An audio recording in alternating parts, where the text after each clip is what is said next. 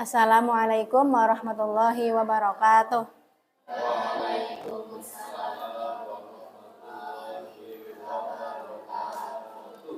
Innal hamdalillah nahmaduhu wa nasta'inuhu wa nastaghfiruh wa na'udzu billahi min shururi anfusina wa min sayyiati a'malina may yahdihillahu fala mudhillalah wa may yudlilhu fala hadiyalah.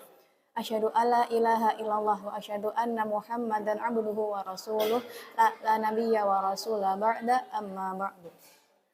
Pertama kalinya, marilah kita panjatkan puji syukur kita kepada Allah Subhanahu wa taala yang telah melimpahkan rahmat, taufik, hidayah serta inayahnya kepada kita semua sehingga kita dapat berkumpul dalam acara munaqashah di kelas ini yang insya Allah diridhoinya. Allahumma. Kedua kalinya, sholawat serta salam semoga tetap tercurahkan kepada Nabi kita, Nabi Allah Muhammad sallallahu alaihi.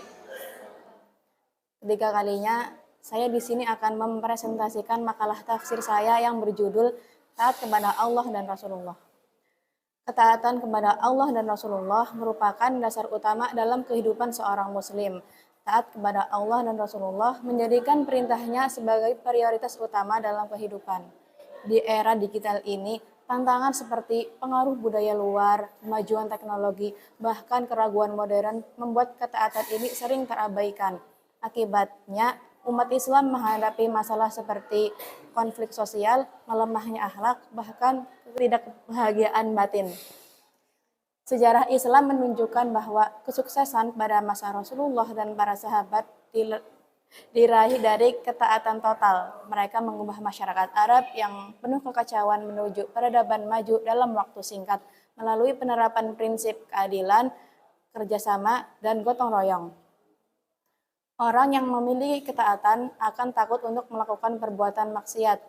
Kisah Abu Thalhah merupakan contoh nyata ketaatan dalam kehidupan. Abu Thalhah memiliki simpanan khamr yang sangat banyak. Namun ketika ayat pengharaman khamr turun, beliau tidak mencari pembenaran atau menjualnya dengan harga murah, melainkan langsung membuang semua khamr tersebut meskipun itu merugikan secara ekonomi. Orang yang tidak memiliki ketaatan akan melakukan perbuatan dosa. Kisah tentang sebagian besar pasukan perang Uhud yang melakukan hulul, yaitu mengambil harta rampasan perang sebelum dibagikan secara resmi. Tindakan tersebut jelas bertentangan dengan perintah Allah. Orang yang beriman akan tetapi masih melakukan perbuatan maksiat merupakan contoh ketidaktaatan terhadap hukum-hukum Allah di dunia ini. Dari latar belakang tersebut, maka lahirlah rumusan masalah. Yang pertama, apa pengertian taat kepada Allah dan Rasulullah? Yang kedua, apa faktor penyebab ketidaktaatan kepada Allah dan Rasulullah? Yang ketiga, bagaimana cara menjadi muslim yang taat kepada Allah dan Rasulullah? Yang pertama, pengertian taat kepada Allah dan Rasulullah. Secara bahasa, kata taat berasal dari bahasa Arab, ta'ah, yang berarti patuh, menurut, dan mengikuti perintah. Taat diartikan sebagai sikap patuh dan menurut kepada sesuatu yang diperintahkan dan diwajibkan.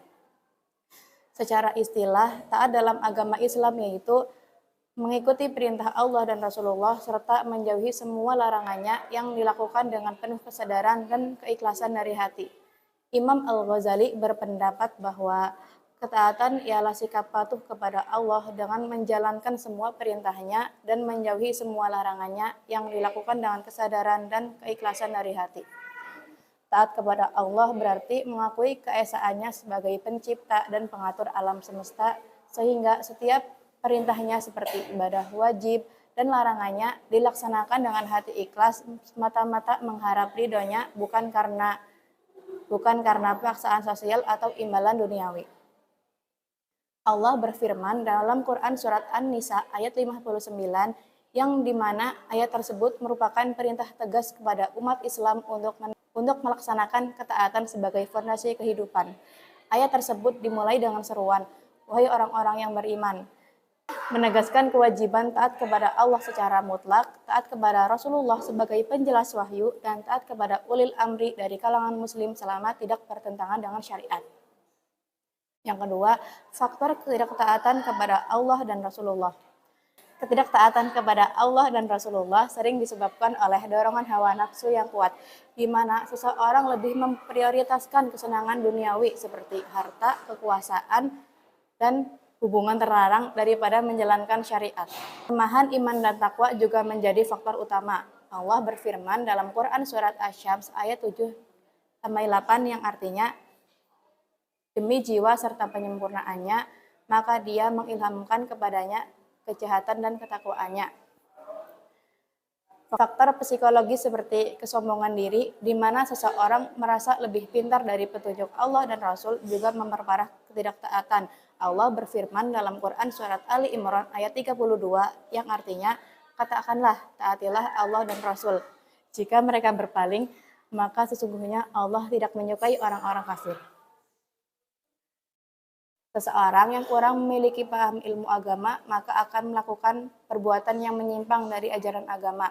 Tanpa dasar ilmu yang kuat, orang akan rentan mengikuti hawa nafsu atau interpretasi pribadi yang menyimpang.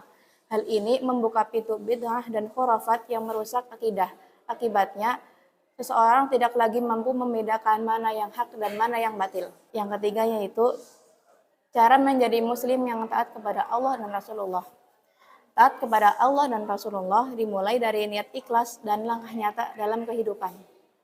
Muslim yang taat akan menjadikan Al-Quran dan As-Sunnah sebagai panduan dalam kehidupan sehari-hari, sehingga setiap perbuatan yang diambil selalu berpedoman kepada Al-Quran dan As-Sunnah. Adaptasi terhadap teknologi juga perlu dilakukan, karena jika tidak kita akan terbawa arus teknologi yang menyimpang. Muslim yang taat menggunakan teknologi secara bijak, seperti menggunakan AI untuk belajar, menggunakan Instagram dan YouTube untuk melihat kajian dakwah, dan menggunakan WhatsApp untuk menyebarkan kebaikan. Muslim yang taat tidak hanya rajin ibadah seperti sholat, akan tetapi juga berbuat ihsan kepada sesama manusia sebagaimana yang diperintahkannya. Ihsan merupakan tingkatan tertinggi dalam ajaran agama Islam setelah iman dan Islam. Nilai-nilai ihsan yang diamalkan maka akan melahirkan kehidupan yang damai, harmonis, dan adil. Kesimpulannya, taat kepada Allah berarti mengikuti segala perintahnya dan menjauhi semua larangannya. Faktor penyebab ketidaktaatan kepada Allah yaitu dorongan hawa nafsu yang kuat, sombongan diri, dan kurangnya pemahaman ilmu agama. Menjadi muslim yang taat dimulai dari niat ikhlas dan langkah nyata dalam kehidupan. Juga dilakukan dengan beradaptasi dengan teknologi yang berkembang pesat di zaman ini agar tidak terbawa arus ajaran yang menyimpang. Mungkin cukup sekian dari saya. Kurang lebihnya mohon maaf. Wassalamualaikum warahmatullahi wabarakatuh. Selanjutnya sesi tanya jawab.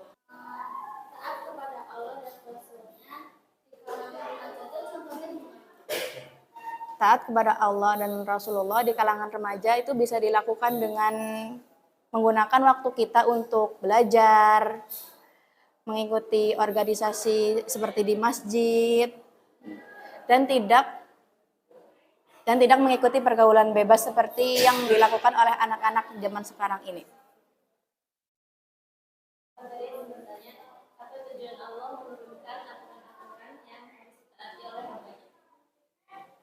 Tujuan Allah menurunkan aturan-aturan itu agar hamba-hambanya tidak berbuat dari ajaran yang menyimpang. Makanya Allah itu menurunkan aturan-aturan kepada hamba-hambanya sebagai petunjuk.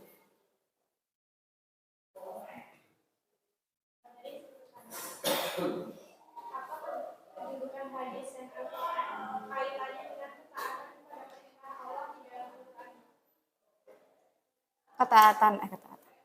Kedudukan Al-Quran dan hadis dalam ketaatan yaitu sebagai sumber ketaatan. Manusia yang taat akan tetapi tidak bersumber dari Al-Quran dan hadis, maka ketaatannya bisa menyimpang dari ajaran agama.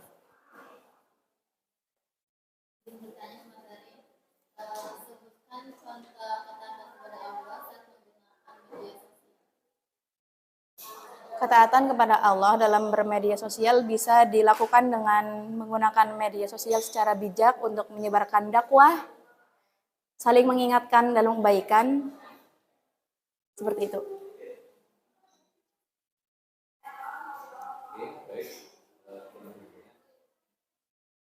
Persoalan apa yang muncul dalam kalangan muslim berkaitan dengan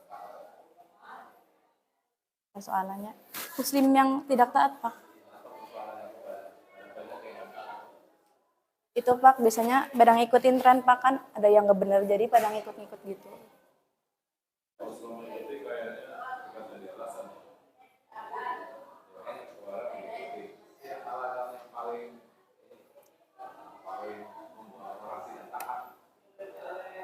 Kurang iman, Pak. Kelemahan iman, kurang kurang ilmu juga bisa, Pak, kan nggak tahu jadinya gitu. Jadi berbuat yang menyimpang.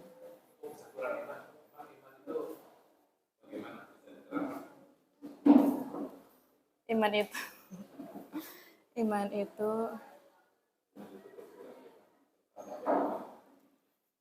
iman itu kan itu ya, Pak, apa, kepercayaan kita kepada Allah. Berarti ya kita mengimani percaya Allah. Kalau misal lagi imannya turun berarti kita kayak udah nggak takut ke Allah, Pak. Jadi kalau mau berbuat dosa pun kayak ya udah gitu, Pak, nggak ingat Allah.